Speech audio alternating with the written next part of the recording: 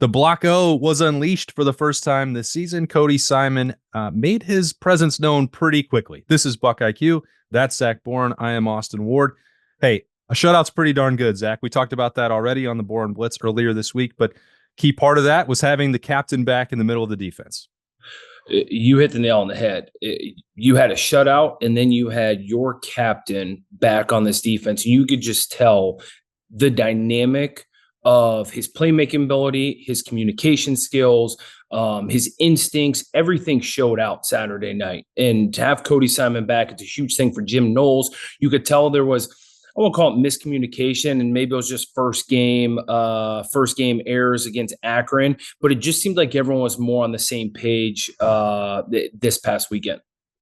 So it's fun to talk about the rise of Arvell Reese. It's important to talk about the transition for Sonny Styles. Like, there's a lot to get into at linebacker, but it has felt to me like maybe Cody Simon's role for the overall ability of the Silver Bullets has been, I don't know, not getting enough attention. You and I have talked about it a lot, but I think like in the rush to talk about everybody else, we'd sometimes skip past this veteran whose return in December, which he didn't make any, there was no fanfare. He didn't put out any statements, just like, hey, I'm back. Maybe that's part of the reason. He doesn't want any of the acclaim, but he deserves it anyway.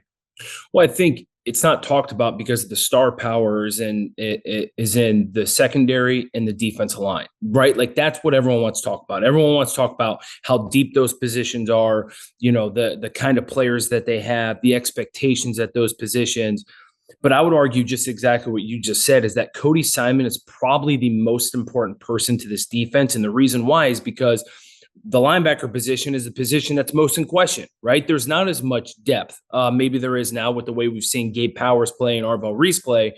But going into the season, the linebacker position was the biggest question mark on the defense. And you saw what Cody Simon brings to this defense. And to your point, he probably is the most important person when it comes to making sure that this defense is firing all cylinders, because he is that rock solid player in the middle of the defense that's calling the defense, getting everyone on the same page. And you and I, we could talk till we're blue in the face. The things that make a defense great is a great middle linebacker that makes sure everyone is in the right position, keeps everyone on the same page. It goes back to the offense. Great offenses have a great quarterback. You need that person, and that's what Cody Simon is.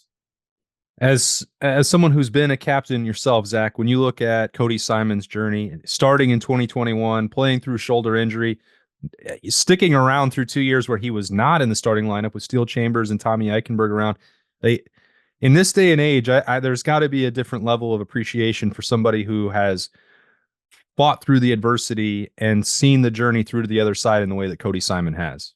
For sure. And I would argue he's probably the most underrated player on this entire team, you know, and that is because he's battled some injuries. He's been behind Steel Chambers and Tommy Eichenberg, who were very good linebackers, but he was just kind of covered up by those guys. You saw last year they were trying to get Cody Simon more involved in the defense. And I think that goes to tell you what they thought about him, even with those two linebackers. What are the three-year starters maybe those guys were? And so in my opinion, I think Cody Simon, from a athletic ability, from an instinct ability, is just as good, if not better, than both of those guys. It's just he's battled those injuries, which put him behind the 8 ball, behind those guys. And now you see all that skill come to fruition, and it's showing out. Yeah, he had a minor one that caused him to miss the opener. That's why his debut came against Western Michigan on Saturday. If it had been up to him, Zach, he would have played in both of those games. But Ohio State, because he's just got a few opportunities left to wear that block go. The clock is already ticking, but he got back out there and wasted no time. So we won't either. Let's roll the tape. Okay, Zach, like we said, make your impact felt right away. Cody Simon, this is the opening drive of the game against Western Michigan. Probably what you want to see from your middle linebacker. I know that this is what speaks to you. For sure. And like you said, first series of the year for Cody Simon. And here he is, 3rd and 4. You know what Jim Knowles is going to do. Let's bring the heat. This is what I love about Cody Simon, though. It's a little bit of a cross blitz here with him and Sonny Styles. And what Cody Simon does is he doesn't just give himself up. If you go back a couple steps, you see him give a juke to the outside and then a rip inside. And this does one of two things. One is it forces the offensive lineman to sit late, to come to his inside right there, right? He's a step late. This is what else it does. Look what the running back does. He sees color come across the offensive guard's face. So he thinks, oh man, I need to help. As the running back, you're like, hey, first color I see, I got to pick up. I know who my guy is, but if I see color, I got to go to him. So Cody Simon puts this move on the offense guard. Next, look, you pause it right there. Our running back's confused. He's like, oh man, do I help out the guard who's getting beat across his face, or do I come across and help with color? Like, what do I do? And instead, you see the running back and guard bundled up. You see Cody Simon get on an edge, get there right now. And then guess what? If he's not there, now he gave Sonny Styles an extra half a step on this running back to be able to beat him with speed as well to the outside. This is absolutely perfect. This is how it's supposed to be ran. Linebackers both get into the quarterback in this situation. Cody Simon, great first third down of the year. When you say gives himself up, Zach, is this, if Jim Knowles is dialing this up ideally, is he thinking this blitz is to get Sonny Styles home and Cody just happens to win a rep? Is that the ideal outcome? Many times that's what it was. That's why whenever Ryan Shazier and I blitzed, I was always the first one. Cause I was just like the kamikaze in there. Like, let me give myself up, Here you got Cody Simon though, making a play on the offense guard and saying, hey, instead of giving myself up, guess what? I'm going to force this guard to make a play on me, to block me. And I'm going to give him a little shimmer to the outside. You can see it better here when he gives the little juke, which this juke, all it does is, guess what? Forces the offensive line to take one step. Look at the offensive guard's right leg right when he makes this juke. If you look right now, what's the offensive guard going to do? Right there. See that step? That's the half a step that makes him too late. Right now, he's got to open up the gate. They call it open up the gate. You see his left post leg. That's what an offense lineman is. Post leg is their inside leg. Now you see the post leg have to swing open up the gate just to get his hands on Cody Simon. What does it do when you force the offense lineman to open up the gate and his post leg gets compromised? There's no way to stop you now, because now he's on your edge. And now look, his head's behind Cody Simon. That's beat. That is what you try and go for as a pass rusher. You try and get leverage, and that's it right there. Now the guy's automatically beat. He can't do anything besides pull you down, hold you. He's beat. And so now you got Cody Simon say, okay, listen, I'm going to get to the quarterback. Now you see this again. Sonny Styles is on this running back, and the running back doesn't have a clean look. Granted, I would love to see Sonny Styles right here in this situation know that, hey, the running back's at a standstill. Use my power. I would literally hit him with my shoulder and then use your extension and push him back into the quarterback instead of going around.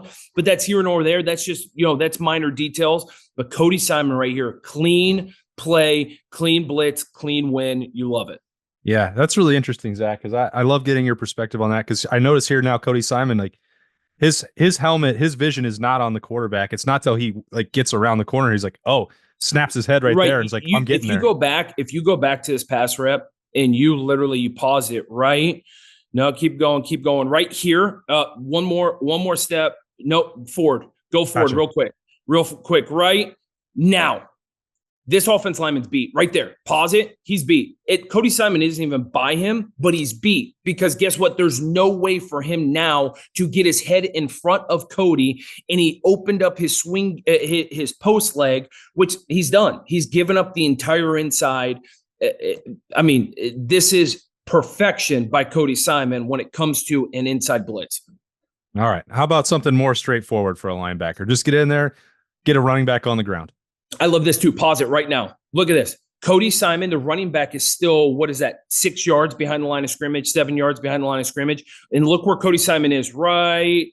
You keep on going. If you fast forward, right? Now he's at the line of scrimmage, and look where the running back is. So now, again, if he stopped, or if he's got his feet in the ground and he's late on this read on getting downhill, now he gives a lot more time for the lineman to come off the double team and get on to Cody Simon. Now, since he's playing downhill, playing fast, offensive lineman can't come off the double team, and he's completely beat. Yes, Cody Simon may have chanced it a little bit by going to the outside and losing leverage on the running back, but he's quick enough, he's athletic enough to be able to come back and make this play, and it doesn't hurt you got number 2 behind you coming downhill trying to kill someone. Looks like he's got some help there. You got Tyleik Williams in the middle, Jordan Hancock's in there, and as you said, Caleb Downs filling. So probably knew that he could take that chance, although I guess we'll leave that up to Jim Knowles to decide, or James Laurinaitis, how much you want to do that. This one I thought was interesting. Zach, we've seen Ohio State get picked on occasionally in the Jim Knowles system the last couple of years, most notably in the Big House, some of the passes over the middle of the field where the linebackers had to be tested in coverage. So how about a third down? Here's the other thing. If you go back and pause this, here's the thing that makes Cody Simon so good. If you pause this and you look at this, you might be like, well, okay, this is normal. If you look at Cody Simon's not playing the mic.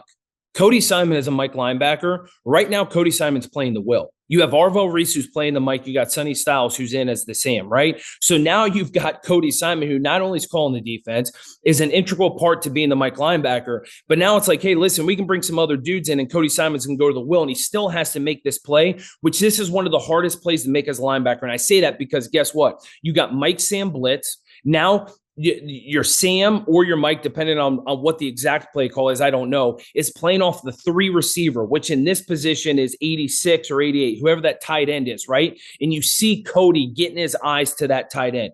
Here's what's so good about this.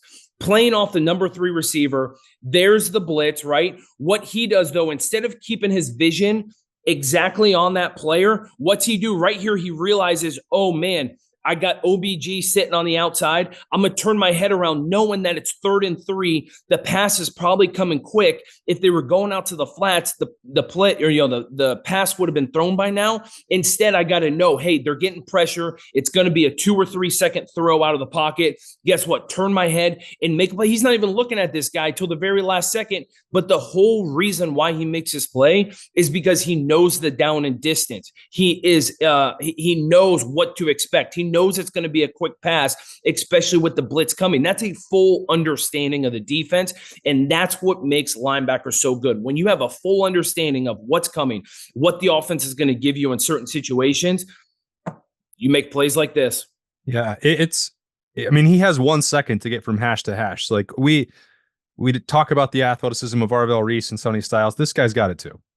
I mean, this is so hard. He's literally turning and running. As soon as he sees pass, knowing the blitz is coming, he says, okay, pass it is. I'm taking off, running after my number 3 receiver. But guess what? Knowing that it's 3rd and 3, I get to the other hash. I turn my head. I make a play right here, get a deflection, and we get off the field. Yep, they missed the field goal, which wound up being pretty important in preserving that shutout. How about, again, another look at it? Just this is just such a hard play. Yeah. That is such a hard play. And some of these are just about the physicality of the game. You got to stop the run if you're going to play in the box. No doubt. And this is Cody Simon is so good because we've seen so many different things in this one video. We've seen him on the blitz. We've seen him in pass coverage. Now, guess what? We're seeing him play inside the tackles and get downhill with some physicality. The other thing is we talked about it after the Akron game. There was a little hesitancy with some of the other linebackers on playing downhill, which may have helped Akron convert some of those 3rd and shorts. Now, guess what? You got a dude who understands it, coming down, playing at the line of scrimmage, getting his head, playing with his hat and hands, getting low, and literally making a tackle for a 1 or 2 yard gain. This is another thing that you want to see. The other thing that I love is, guess what? You got the pulling tight end, which this is called an away play, away zone play, right? You see color. Instead of chasing after the tight end, it's coming downhill. You know that the running back's going to try and bounce everything back towards you from where the tight end's coming at. Guess what? Get your play hat in hands, get low, make a tackle in the scrum. A lot of silver bullets in that screen, including the Blocko Cody Simon shutout for the Buckeyes for week 2. So that's making BuckIQ pretty fun so far. We'll see if that continues as they get ready to keep rolling through improvement week. We'll figure something else out to talk about. Maybe it'll be Arvell Reese time through these first couple of weeks when we get to BuckIQ next week during the off date, and Zach Boren gets back in the lab with us. Appreciate his insight as always on the podcast. For Zach Boren, I'm Austin Ward. This has been BuckIQ. We'll see you next time.